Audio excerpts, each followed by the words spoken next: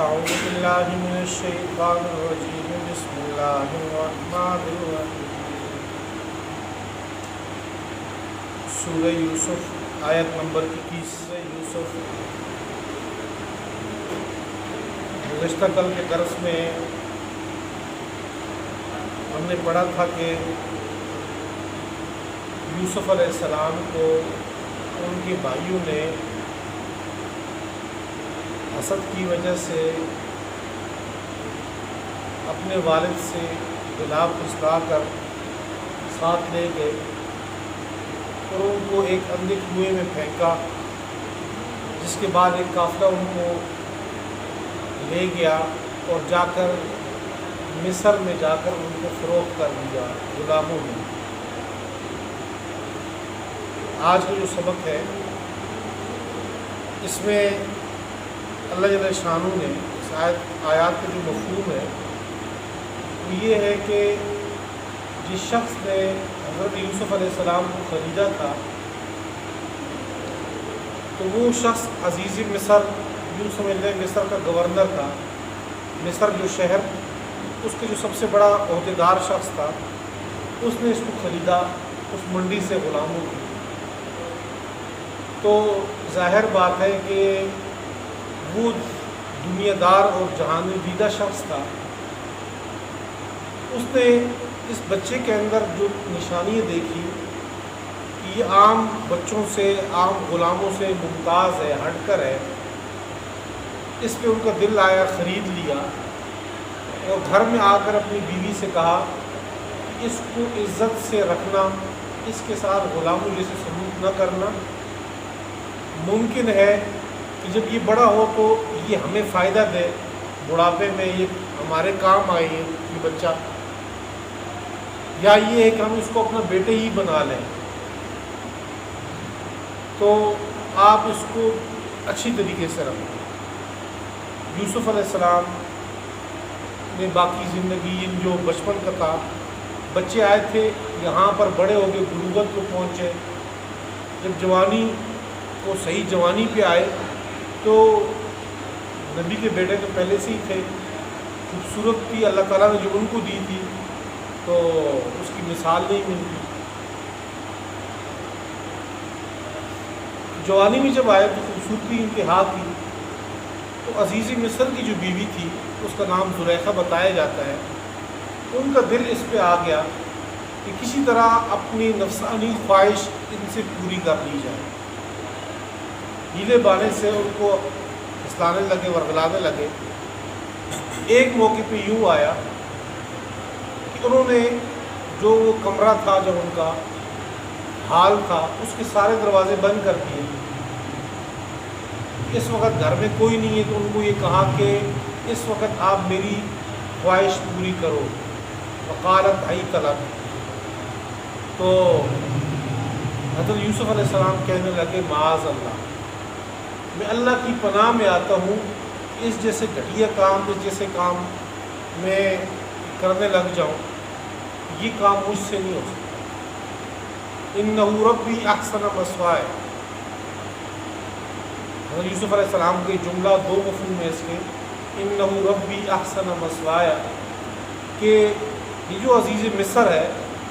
میں اس کی عزت پہ کیسے خیانت کر سکتا ہوں کہ اس بندے نے مجھے اپنے بچوں کی طرح گھر میں رکھا ہے، پالا، یہاں تک کہ میں جوان ہوا، تو اب میں اس کا کھا کر اسی گھر میں خیانت کروں، یہ ممکن نہیں۔ انہ لا یفلح الظالمون، اگر میں ایسا کرنے لگا تو میں بڑا ظالم ہوں گا، ظالم لوگ کبھی کامیاب نہیں ہوتے۔ دوسرا مفہوم اس جملے کے یہ بھی ہو سکتا ہے کہ انہ ربی احسن مثوائے، کہ میرا رب جو ہے اللہ تعالیٰ، اس نے مجھے بہترین ٹھکانہ دیا ہے۔ کہاں وہ کہ اندھیرے کنویں میں پڑا ہوا تھا، کہاں وہ کہ ایک بنگلے کے اندر، ایک محل کے اندر اللہ تعالیٰ نے میری پرورش کی ہے، یہاں پہ رکھا ہے۔ تو اب اللہ تعالیٰ کے احکام کی میں روگردانی کروں اور گناہ کی طرف مائل ہو جاؤں۔ انہ لا یفلح الظالمون، یہ تو اس وقت میں بڑا ظالم ہوں گا اور ظالم کبھی کامیاب نہیں ہوتے۔ بہرحال اس نے تو اپنے بھرپور ارادے کی ہوئی تھی، پہلے سے منصوبہ بندی کی تھی، اور یوسف علیہ السلام اچانک سامنے آئے ان کے، ان کے ذہن میں تو یہ بات تھی ہی نہیں. تو یوسف علیہ السلام اس گناہ سے بچنے کے لیے وہ دوڑے, کوئی دروازہ کوئی چیز مجھے خالی ملے گی, یہاں سے بھاگ جائیں. تو جیسے وہ بھاگے تو انہوں نے ان کو پکڑنے کی کوشش کی. اسی دوران ان کی قمیص, حضرت یوسف علیہ السلام کی قمیص زلیخا کے ہاتھ آئی, قمیص پھٹ گئی. ظاہر بات ہے پیچھے سے پکڑنے کی کوشش کی, وہ دوڑ رہے تھے, قمیص پھٹ گئی. اور آگے دروازہ کھلا تو یوسف علیہ السلام اور زلیخا, دروازہ جیسے کھلا سامنے جو ہے وہ, اب دروازہ یا اللہ تعالیٰ نے خود, جیسے کہتے ہیں کہ فرشتوں نے کھولا, یا یہ یوسف علیہ السلام نے خود جا کر بھاگے اور دروازہ کھولا, کنڈی کھول کے باہر نکلے تو باہر جو ہے وہی عزیز مصر جو زلیخا کا خاوند ہے وہ سامنے کھڑا ہے. دروازے پہ اب یہ دونوں بھی کھڑے ہیں اور سامنے وہ بھی آ گیا ہے. تو جس حالت میں, بدحواسی کی حالت میں یوسف علیہ السلام بھاگتے ہوئے آئے, پسینہ پسینہ ہے, اور اسی حالت میں زلیخا بھی آئی ہے. تو ظاہر بات, دروازے سارے بند. اس نے مشکوک کو جانا کہ بھئی کوئی معاملہ ہے, تو فوراً زلیخا کہنے لگی کہ یوسف علیہ السلام کے اوپر الزام لگایا کہ یہ بندہ آپ کی گھر میں رہ کر آپ کی عزت میں خیانت کر رہا ہے. اب ایسا بندہ جو آپ کی عزت میں خیانت کر رہا ہو اس کی کیا سزا ہے؟ پھر سزا اس سے پوچھ کر خود ہی سزا بھی تجویز کر دی. الا ان یسجن او عذاب علیم, اس بندے کو یا تو کوڑے لگے یا پھر اس کو قید کر دے. جس طرح وہ تیز تراز عورتیں ہوتی ہیں, خاوند کے اوپر حاوی ہوتی ہے, تو خاوند سے مشورہ لے کر تو فیصلہ بھی خود ہی سناتی ہے کہ بھئی یہ کام کرنا چاہیے کہ نہیں کرنا چاہیے, بطور مشورہ کے. تو پھر آگے سے خاوند جواب دینے سے پہلے آگے سے مشورہ بھی دے دیتی ہے, فیصلہ بھی کر دیتی ہے یہ کام ایسا ہونا چاہیے.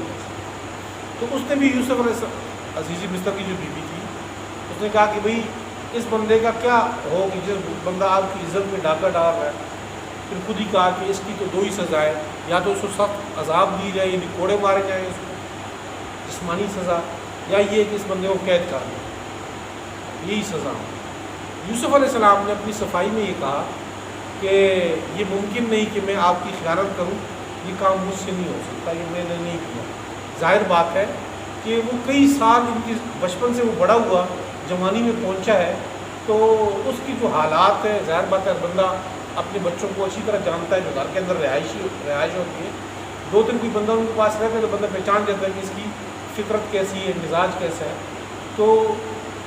عزیز مصر نے اپنی بیوی کی بات پہ یقین نہیں کیا کہ یہ یوسف علیہ السلام کے اوپر جو الزام لگا ہے حقیقتاً وہ ایسے ہو سکتا ہے. اسی دوران شہید شاہد ہو, کوئی بندہ سمجھدار عقل مند, اس کو فیصل مقرر کیا گیا کہ بھئی ان دونوں میں غلطی کس کی ہے. ایک گواہ, اس نے ایک گواہی دی کہ آپ ان دونوں میں سے یوسف علیہ السلام کے ساتھ چونکہ جھڑپ ہوئی ہے, اسی قمیص چیک کریں, اگر قمیص آگے سے پھٹی ہوئی ہے یوسف علیہ السلام کی تو پھر غلطی یوسف علیہ السلام کی ہوگی, عورت اپنی جان بچا رہی ہوگی. اور اگر یوسف علیہ السلام کی قمیص پیچھے سے پھٹی ہو تو سمجھ لیں کہ یوسف علیہ السلام اپنی جان بچا رہے تھے اور قصوروار عورت ہے. جب ان کو چیک کیا گیا قمیص پیچھے سے پھٹی ہوئی تھی تو عزیز مصر بولے کہ اپنی بیوی سے کہا کہ غلطی ساری تمہاری ہے, سارا مکر و فریب تمہارا ہے, ان کیدکن عظیم.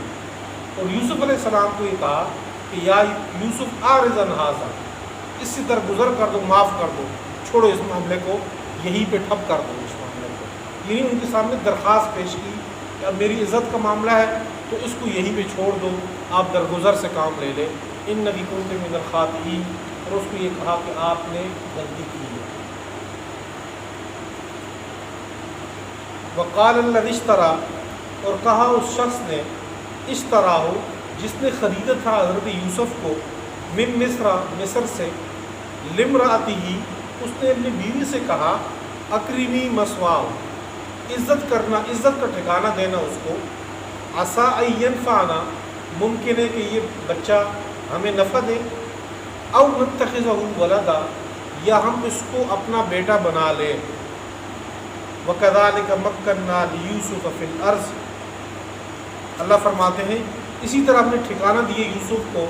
فی الارض, اس ملک میں, اس جگہ میں,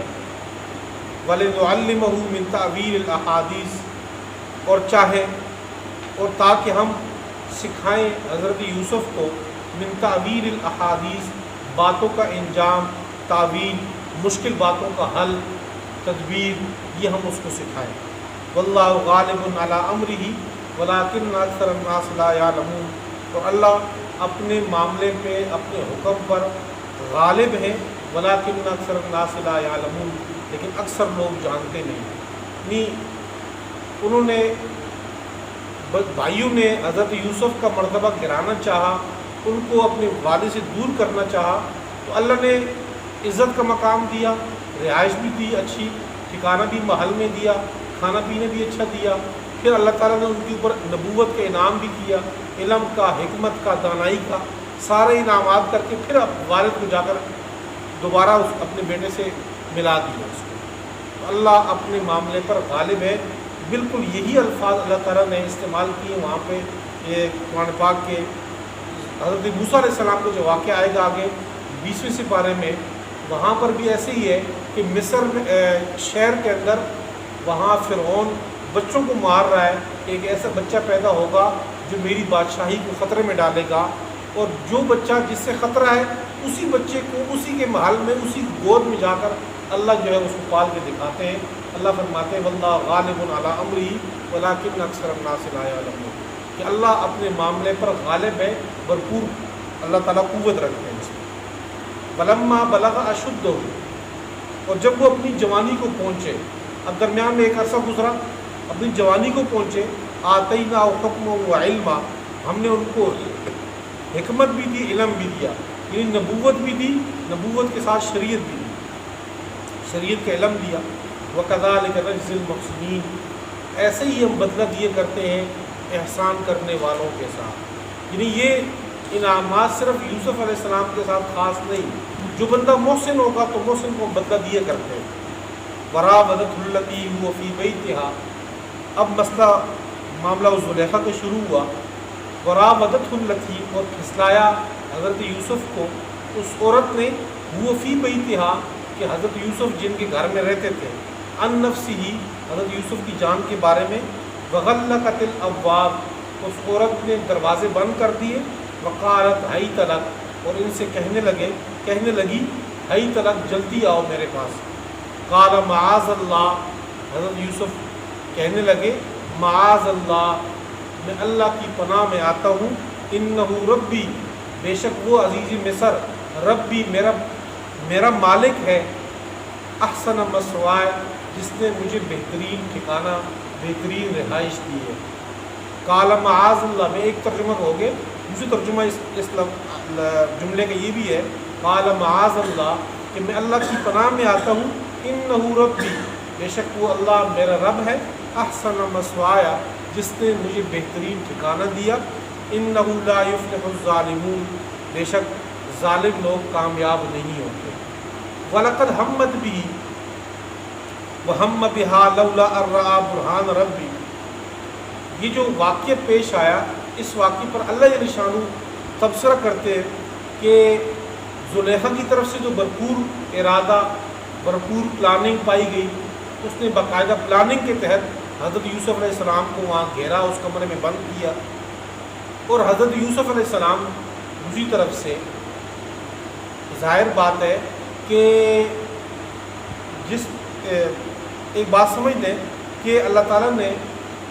इंसान को फ़रिश्तों के ऊपर मकाम दिया।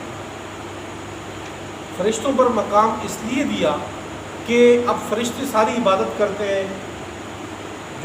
जो फ़रिश्ता शुरू से रुकू में है वो क़यामत तक उसी हालत में है, सिजदे में है, लेकिन उसके बावजूद उनकी तारीफ़ अल्लाह नहीं करते, इंसान की तारीफ़ करते हैं। क्यों? इसलिए कि इसके साथ ख्वाहिशात लगाई हैं। इन ख्वाहिशात के बावजूद ये अपनी ख्वाहिशात को काबू करे तो ये फ़रिश्तों से बढ़कर हो जाता है। अब फ़रिश्ता कहे कि मैं सारी ज़िंदगी नहीं खाता, तो अल्लाह ताला ने वो सलाहियत ही नहीं पैदा की। अब ये बनी आदम सुबह से लेकर शाम तक का जो रोज़ा रखता है, इस पर इसकी तारीफ़ बयान की गई कि बहुत अच्छा काम कर रहा है, इस पर इसको सवाब मिलता है कि सुबह से लेकर शाम तक भूखा रहता है। फ़रिश्ते सारी ज़िंदगी भूखे रहते हैं, यानी खाते पीते नहीं हैं, लेकिन चूँकि अल्लाह ताला ने वो फितर ही नहीं पैदा की, فرشتے کہتے ہیں کہ ہم زنا نہیں کرتے، بچتے ہیں نفسانی خواہش سے، تو اللہ تعالیٰ نے وہ خواہشات ان میں پیدا ہی نہیں کی، لائق کی تعریف بھی نہیں ہے اس بات میں۔ تو تعریف اس کی ہوتی ہے کہ اس میں صلاحیت ہو اور اس کے باوجود اس صلاحیت پر قابو پا کر وہ جو ہے اس گناہ سے باز آ جائے۔ ایک اندھا شخص ہے اور وہ کہتے ہیں کہ جی میں بد نظری نہیں کرتا، اپنی آنکھیں غلط استعمال نہیں کی ساری زندگی میں نے، تو یہ کوئی لائق کی تعریف بندہ نہیں ہے، کیونکہ اللہ تعالیٰ نے وہ صلاحیت اس میں رکھی ہی نہیں ہے۔ ایک جو بندہ جس کی آنکھیں موجود ہے وہ یہ کہے کہ باوجود آنکھوں کے میں نے بد نظری نہیں کی، تو یہ بندہ قابل تعریف ہے۔ جو بندہ بہرا ہے اس کو سنائی نہیں دیتا، وہ یہ کہے کہ میں گانے نہیں سنتا، ساری زندگی میں نے آج تک کوئی گانا نہیں سنا، کوئی غیبت نہیں سنی، کوئی گالی نہیں سنی، تو یہ کوئی لائق تعریف بات نہیں۔ لائق تعریف وہ شخص ہے کہ جس کی سماعت موجود ہے اور پھر وہ اپنی کانوں کو صحیح استعمال کرے۔ اب حضرت یوسف علیہ السلام کو دیکھیں کہ وہ جوان ہے اور جوانی کے اندر اس میں جو خواہشات نفسانی ہیں وہ ساری موجود ہیں، موجود ہونے کے باوجود حضرت یوسف علیہ السلام اپنے آپ پر کنٹرول پاتے ہیں، اور اس وقت میں کنٹرول پانا ہر بندے کی بس کی بات نہیں ہے۔ ظاہر بات ہے کہ ایک حسب نسب والی عورت، ایک یہ عزت دار عورت ہے، ایک گھر کی اور عام عورت بھی نہیں جو محلوں میں پلی بڑی ہے، اس گھر کی عورت، اور وہ گھر بھی ایسا کہ اس میں باہر کا اور کوئی بندہ نہیں، خالی گھر ہے، اور آگے سے یہ ہے کہ عورت خود دعوت دے رہی ہے، اور وہ بوڑھی بھی نہیں ہے، خوبصورت بھی ہے، ساری علامتیں اس میں پائی جاتی ہیں، گناہ کے سارے مواقع موجود ہیں، اس کے باوجود حضرت یوسف علیہ السلام کا اپنے آپ پر قابو پا کر اس گناہ سے بچنا، تو یہ قابل تعریف ہے۔ اللہ تعالیٰ اس میں تعریف بیان کرتے ہیں اس آیت میں کہ اس عورت نے تو پوری پلاننگ کی، اور حضرت یوسف علیہ السلام ارادہ کر لیتے لولا ارآ برہان ربی، اگر وہ اللہ کی برہان کو، دلیل کو نہ دیکھ لیتے، اگر اللہ کی دلیل سامنے نہ ہوتی تو وہ بھی اسی طرف چلے جاتے، لیکن اللہ کی برہان اور دلیل ان کے سامنے تھی، اس لیے وہ پیچھے ہٹ گئے۔ اب وہ برہان اور دلیل کیا ہے؟ تو صحیح اور مستند قول یہی ہے کہ وہ دلیل جو پچھلی آیت گزری ہے، انہ ربی احسن مثوائے، کہ وہ میرا مالک جس نے مجھے خریدا، جس نے مجھے ٹھکانہ دیا، جس نے مجھے یہاں بچپن سے جوانی تک عزت سے رکھا ہے، میں اس کے کھا کر اس کی عزت میں کیسے ڈاکہ ڈالوں، خیانت کروں، یہ دلیل ان کے سامنے تھی۔ اس وجہ سے حضرت یوسف علیہ السلام اس چیز سے باز آئے۔ بعض لوگوں نے اس جگہ پہ لکھا ہے کہ سامنے جو ہے فرشتہ آ گیا، یا اس میں سامنے حضرت یعقوب علیہ السلام کی تصویر آ گئی، یا کچھ بھی لکھا ہے، تو وہ اسرائیلی روایات ہیں، اس کی کوئی حقیقت نہیں ہے۔ اصل حقیقت یہی ہے کہ جو پچھلی آیت میں بیان ہوئی کہ وہ برہان وہی چیز ہے جو سامنے ان کی دلیل آئی تھی کہ بھئی اللہ تعالیٰ کی میں گناہ نہیں کر سکتا، اس مالک کی میں خیانت نہیں کر سکتا، یہ چیز ان کے سامنے آ گئی۔ اور اللہ خود کہتے ہیں کہ ہم ان سے برائی کو ہٹا رہے تھے، برائی ان کی طرف آ رہی تھی، کذالک لنصرف عنہ السوء والفحشاء، یہ نہیں کہا کہ ہم نے یوسف علیہ السلام کو روکا، نہیں، برائی کو روکا، برائی کو ہم نے دور کیا ان سے، برائی کو ان کے قریب نہیں آنے دیا۔ وَلَقَدْ ہَمَّتْ بِهِ، اور البتہ تحقیق اس عورت نے بھرپور ارادہ کیا، وَهَمَّ بِهَا، اور حضرت یوسف بھی ارادہ کر لیتے، لولا ارآ برہان ربی، اگر وہ نہ دیکھ لیتے برہان ربی، اپنے رب کی برہان اور دلیل۔ کذالک لنصرف عنہ السوء والفحشاء، اسی طرح ہم نے دور کیا ان سے السوء برائی کو، والفحشاء اور فحاشی کو، ہر قسم کے گناہ کو، چھوٹے صغیرہ اور کبیرہ، ہر گناہ کو ہم نے اس سے ہٹا دیا۔ انہ من عبادنا المخلصین، بے شک یہ ہمارے خالص مخلص بندوں میں سے تھے۔ واستبق الباب، دونوں دوڑے دروازے کی طرف، وقدت قمیصہ، اور زلیخا نے قمیض پھاڑ دی، قمیصہ حضرت یوسف کی قمیض، من دبر، پیچھے سے، والفیا سیدہا، اور دونوں نے پایا سیدہا، اس زلیخا کے خامن کو، لدل باب، دروازے کے اوپر۔ اب دروازے کے اوپر جب کھلا، سامنے وہ بھی موجود، قالت ما جزاؤ، تو وہ عورت کہنے لگی ما جزاؤ، کیا بدلہ ہے اس شخص کا، من اراد باہلک، جو ارادہ کرے تیرے اہل و عیال کے ساتھ، سوء زنا کا، برائی کا، جو تیرے گھر والے کے ساتھ زنا کا ارادہ کرے اس کا کیا بدلہ ہو؟ الا ان یسجن، خود ہی کہا مگر یہ کہ ان یسجن، اس کو قید کر لیا جائے، جیل میں ڈالا جائے، او عذاب علیم، یا دردناک قسم کا عذاب دیے جائے، جسمانی کوڑے وغیرہ مارے جائے۔ قال، حضرت یوسف علیہ السلام کہنے لگے، یہ راودتنی، اسی عورت نے مجھے پھسلایا ہے، ان نفسی، میری جان کے بارے میں، و شہید شاہد، اور اس موقع پہ ایک گواہ، اس نے گواہی دی، من اہلہا، جو عورت کے خاندان میں ہے، ان کان قمیصہ قد من قبل، اگر قمیص پھٹی ہو یوسف علیہ السلام کی، قد من قبل، سامنے سے، فصدقت، تو عورت سچی ہے، وہو من الکاذبین، اور یہ جھوٹوں میں سے، وان کان قمیصہ، اور اگر حضرت یوسف کی قمیص قدہ پھٹی ہو، من دبر، پیچھے سے، فکذبت، تو عورت جھوٹی ہے، وہو من الصادقین، اور حضرت یوسف سچوں میں سے، فلما رآ قمیصہ، پس جب دیکھا اس کی قمیص کو، قد من دبر، جو پیچھے سے پھٹی ہوئی تھی، قال، تو عزیز مصر کہنے لگے، انہ من کیدکم، بے شک کہ یہ معاملہ من کیدکم، تمہارے جو ہے مکر و فریب میں سے، ان کیدکم عظیم، بے شک تم عورتوں کا جو مکر و فریب ہے عظیم، بہت بڑا ہے۔ یوسف، اے یوسف، اعرض عن ھذا، اس معاملے سے درگزر کر لے آپ، واستغفری لذنبک، اب عورت کی طرف مخاطب ہوئے کہ واستغفری لذنبک، اپنے گناہوں کی تو بخشش مانگ، اس گناہ کی تو بخشش مانگ اللہ سے،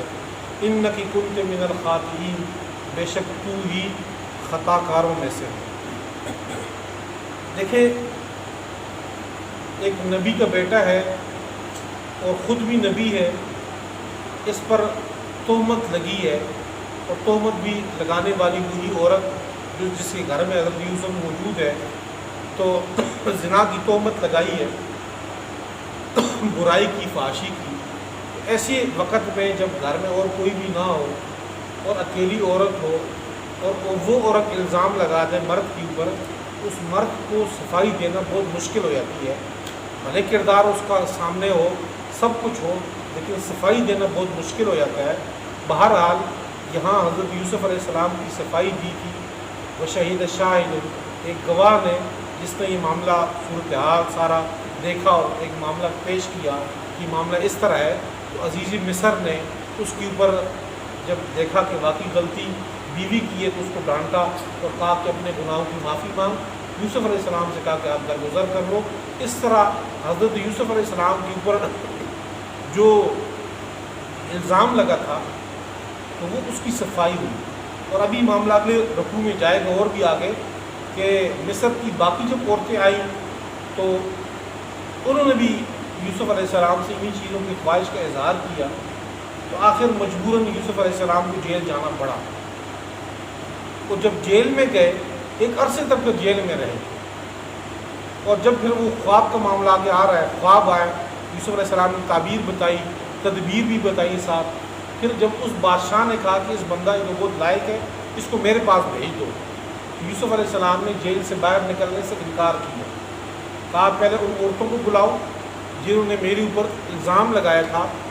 پہلے وہ معاملے کی حقیقت اپنے منہ سے ظاہر کرے کہ معاملہ کیا پیش آیا تھا، تاکہ میرے کردار پہ جو دھبا لگا ہوا ہے اس کی صفائی ہو سکے۔ تو یہ 13واں سپارہ ہے، بالکل اس کی آخری آیت، وہاں پہ جو ہے وہ عزیز مصر جو ہے وہ عورت وہ خود اقرار کرتی ہے کہ غلطی ساری میری ہے، یہ کردار کے لحاظ سے بالکل پاک صاف فرشتوں کی طرح ہے۔ تو یہاں پر نبی کی کوئی دھبا لگا، اللہ تعالیٰ نے اس کی صفائی کیوں کی۔ آگے جب ہم پڑھیں گے سورہ نور 18ویں سپارے میں، تو وہاں پر نبی کے گھرانے پہ ایسی تہمت لگی ہے۔ حضرت ام عائشہ رضی اللہ تعالیٰ عنہ ام المؤمنین، ان کے اوپر جب تہمت لگی تو برائی کی، تو وہاں پر اللہ تعالیٰ نے ان کی صفائی کے لیے کسی شاہد اس پر اکتفا نہیں کیا، کوئی بندہ اٹھ کے گواہی دے دے کہ یہ معاملہ یوں ہے، ایسے نہیں کیا۔ وہاں پر خود اللہ تعالیٰ نے صفائی دی اس کردار کی صفائی کی، بھئی ایسا معاملہ نہیں ہے۔ نبی کی صفائی انہی کی زبان سے دلوائی انہی عورتوں کے کردار کے لحاظ سے پاک ہے۔ یہاں پر بھی اللہ تعالیٰ کر سکتے تھے کہ وہی بندے خود کہیں کہ ہم نے جھوٹ بولا تھا، ان کو کوڑے بعد میں لگے بھی صحیح، یہ بھی ممکن تھا کہ وہ خود اٹھ کے کہہ دیتے کہ ہم نے نبی کے گھرانے پر جھوٹ بولا ہے، ہم سے غلطی ہو گئی، ہمیں معافی چاہیے۔ لیکن یہاں پر اللہ تعالیٰ نے اس چیز پر اکتفا نہیں کیا، کرنا چاہتے تو اللہ کر سکتے تھے لیکن نہیں کیا، اس لیے کہ قیامت تک کے لیے وہ آیات قرآن پاک میں تلاوت آ گئی کہ اس نبی کے گھرانے کی طرف جو ہے کوئی بھی ہاتھ اٹھا کر انگلی بھی اٹھائے گا تو، کیونکہ یہ اب معاملہ امام الانبیاء کی عزت کا ہے، جب ان کی گھر پہ عزت پہ آپ دھبا لگا رہے ہوئے کہ آپ نے آپ صلی اللہ علیہ وسلم کی ذات اطہر، ان کی صاف جو چادر ہے اس پر دھبا لگانے کی کوشش کی ہے، تو یہاں پر اللہ تعالیٰ کی غیرت نے گوارا نہیں کیا کہ صفائی کوئی عام بندہ دے، کہ صفائی کے لیے خود اللہ تعالیٰ کی آیتیں آئی ہیں اس میں قرآن پاک۔